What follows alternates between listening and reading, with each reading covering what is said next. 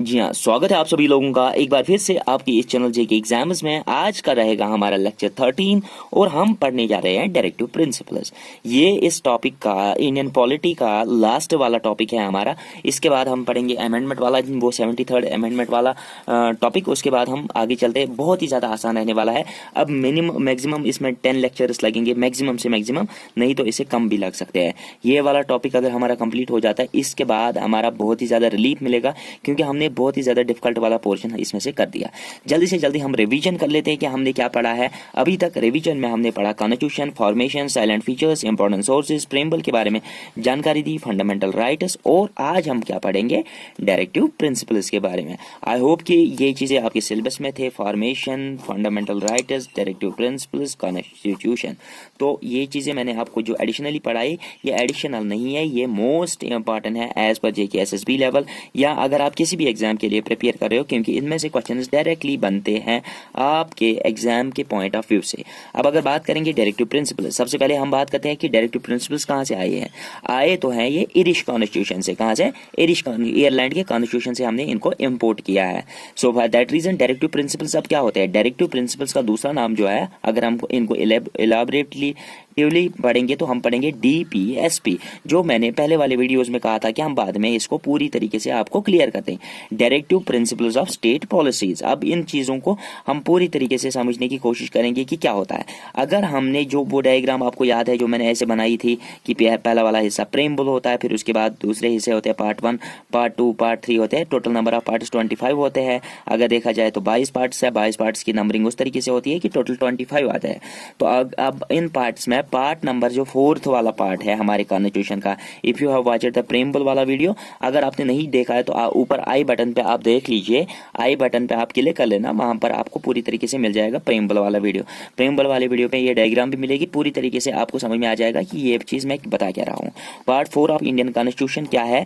Part 4 of Indian constitution हमें बताता है directive principles of state policies. अब ये डायरेक्टिव प्रिंसिपल्स क्या है? डायरेक्टिव प्रिंसिपल्स ये वो बातें लिखी गई है, ये वो कानून है जो स्टेट के अंडर, मतलब स्टेट को वो अधिकार देती है जिसके तहत वो लॉ बनाती है। ठीक है, अगर स्टेट को कोई भी कानून बनाना है, वो कानून तभी बनाएगा जब वो ये डायरेक्टिव प्रिंसिपल्स को देखेगा। इनको देख के ही वो कोई भी पॉलिसी फ्रेम कर सकता है। ठीक है, स्टेट गवर्नमेंट है ये। ठीक है, अब इसको कोई भी पॉलिसी अपने स्टेट में फ्रेम करनी है, ये तभी स्टेट में पॉलिसी फ्रेम करेगा जब ये डायरेक्टिव प्रिंसिपल्स को देखेगा। अब ये डायरेक्टिव प्रिंसिपल्स क्या है? ये इसके लिए कानून है। मान लो ये इन्हीं कानूनों के अंदर एक लॉ बना सकता है। I hope you may have got this. अब अगर बात करेंगे आर्टिकलों की, आर्टिकल 36 से लेकर आर्टिकल 51 तक, टोटल जितने भी आर्टिकल है वो डायरेक्ट डीपीएसपी को कंटेन करते हैं।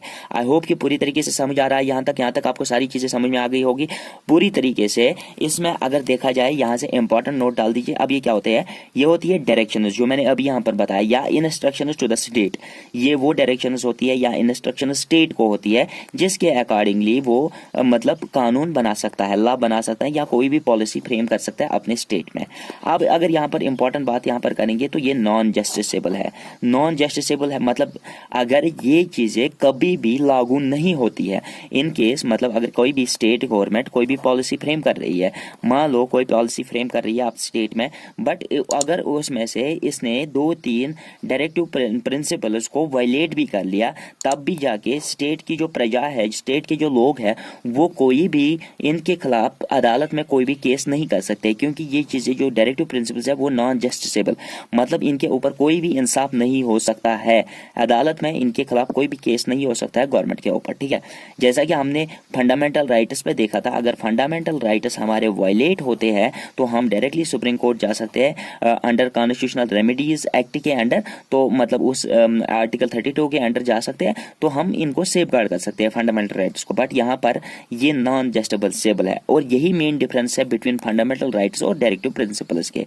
अब अगर बात करेंगे तो फंडामेंटल्स टू गवर्नेंस, हमारे मतलब कोई भी राज कैसे चलाना है उसके फंडामेंटल्स किस पे डिपेंड करते हैं? इसी डायरेक्टिव प्रिंसिपल्स पे।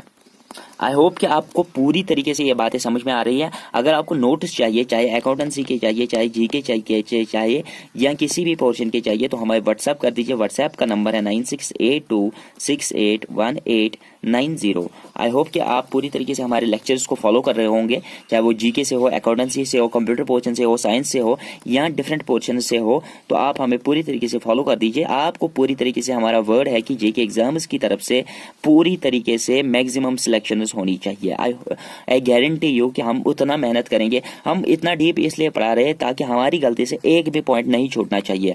हम पूरी तरीके से आपको डेडिकेशन के साथ हार्ड वर्क करते हैं, पूरी तरीके से एक भी पॉइंट नहीं छूटना चाहिए। बाकी आपकी मेहनत है, आप मेहनत कर लो पूरी तरीके से, इंशाल्लाह इस एग्जाम को पूरी तरीके से क्रैक कर लेंगे। बिकॉज ऑफ DPSPs, यहाँ पर ध्यान दीजिए, because of DPSP state in India is called as welfare state या उसको सोशलिस्ट स्टेट भी कहा जाता है। क्यों हमारे स्टेट में DPSPs होते हैं? ये क्वेश्चन आ चुका था, इंपॉर्टेंट इसलिए मैंने बोला। ये क्वेश्चन आ चुका है कि वेलफेयर स्टेट या सोशलिस्ट स्टेट किस चीज से है। वहां पर लिखा गया था नीचे ऑप्शंस में directive principles of state policy, fundamental rights और 2 ऑप्शंस और भी थे, बट उसमें राइट आंसर जो था वो था directive principles of state policy. तो अब आप बात कर रहे हैं यहाँ पर सम ऑफ द इंपॉर्टेंट आर्टिकल्स के बारे में। देखो मैं लास्ट में भी ये चीजें बता दूंगा आपको और अच्छे तरीके से भी इन सारे आर्टिकल्स को पढ़ा दूंगा, बट यहाँ पर एक बार आप ध्यान दीजिए इन 4-5 आर्टिकल्स के ऊपर, फिर उसके बाद, क्योंकि ये ज्यादा मोस्ट इंपॉर्टेंट है, ये मोस्ट से मोस्ट इंपॉर्टेंट है। उसके बाद हम पूरी तरीके से इन सभी चीजों को पढ़ेंगे, बट इस मोस्ट इंपॉर्टेंट थिंग के लिए आप यहाँ पर ध्यान दीजिए। आर्टिकल 38 जो है वो बोलता है state to secure a social order for promotion of welfare of the people. ठीक है, वेलफेयर ऑफ द पीपल मतलब सरकार अपने लिए काम नहीं करेंगी, लोगों की, प्रजा की भलाई के लिए काम करेगी। ठीक है, वो किस आर्टिकल के अंडर बोलती है? Article 38। Article 39A, article 39A क्या बोलता है? Equal justice and free legal aid, हर किसी के लिए कानून सेम रहेगा, और अगर कोई गरीब आदमी है वो कोई भी वकील को अफोर्ड नहीं कर सकता, उसके लिए government free of any cost वकील प्रोवाइड कर देगी, मतलब उसके लिए फ्री लीगल एड प्रोवाइड किया जाएगा। अब आर्टिकल 42 की ओर नजर मारते हैं। आर्टिकल 42 क्या बोलता है? Just and humane conditions of work and maternity relief. अगर मतलब कोई भी वर्क कर रहा है, कोई भी काम कर रहा है, तो उनकी कंडीशंस को बेहतरी बनाने के लिए आर्टिकल 42 को रखा गया। इसके अलावा मैटरनिटी रिलीफ, जो प्रेग्नेंट वीमेन्स होते हैं या बर्थ देने के बाद जो 6 महीने तक 3 महीने तक उनको मतलब रेस्ट दिया जाता है, चाहे काम से चाहे वो नौकरी से, उनको उस दौरान कोई भी नौकरी से नहीं निकाल सकता है और उन पर कोई भी प्रॉब्लम नहीं आ सकती। इसके अलावा सरकार उनको मिनिमम से मिनिमम कुछ जो उनके सरकार अफोर्ड कर सकती है वो उनको वेजेस भी प्रोवाइड कर सकती है। अब बात करते हैं आर्टिकल 44 की, यूनिफॉर्म सिविल कोड।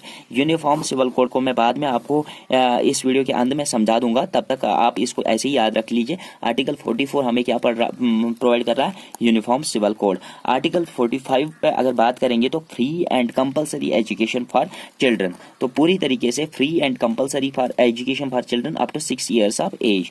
ठीक है, ये चीज याद रह गया। तो ये आर्टिकल 45 हमें मतलब पूरी तरीके से प्रोवाइड करता है ना। मोस्ट इंपॉर्टेंट थिंग ये भी है यहाँ पर, ये चीजें आर्टिकल, ये वो आर्टिकल है जो मोस्ट इंपॉर्टेंट है, जिन पर क्वेश्चंस ऑलरेडी आ चुके हैं। ठीक है, तो ये चीजें मैंने इसलिए पहले बताई। अब अगर बात करेंगे मोस्ट इंपॉर्टेंट थिंग यहाँ पर डिफरेंस बिटवीन क्या है फंडामेंटल राइट्स और directive principles of state policies के बीच में। तो ये जो फंडामेंटल राइट्स है वो जस्टिसेबल है और जो directive principles of state policies है वो नॉन जस्टिसेबल है। मैंने ये कुछ लम्हे पहले ही आपको पूरी तरीके से समझाया है। आई होप कि you may have got that point easily. अगर नहीं किया है तो कमेंट सेक्शन में हमें जरूर बता दीजिए। और यहाँ पर एक जरूरी बात मैंने ऑब्जर्व किया है कि हमारी जो वीडियोस देखते हैं लोग, उन पे बहुत ही ज्यादा कम कमेंट्स होते हैं। और अगर आप हमारी वीडियो देखते हो, गलत कुछ जो भी बोलना है ना वीडियो के बारे में, पूरी तरीके से कमेंट्स में राय जाहिर करो। बोलने वाले बच्चों में बनो, डरपोक मत रहो, गुंडे बनो। आप पूरी तरीके से मतलब मैं चालाक बच्चे की तरफ जवाब देते रहो, उससे मेरा भी मोटिवेशन इंक्रीज होता है और आपका भी कॉन्फिडेंस लेवल इंक्रीज हो जाएगा। Thank you. अगर आप इसके ऊपर मतलब देखा जाए इसके बाद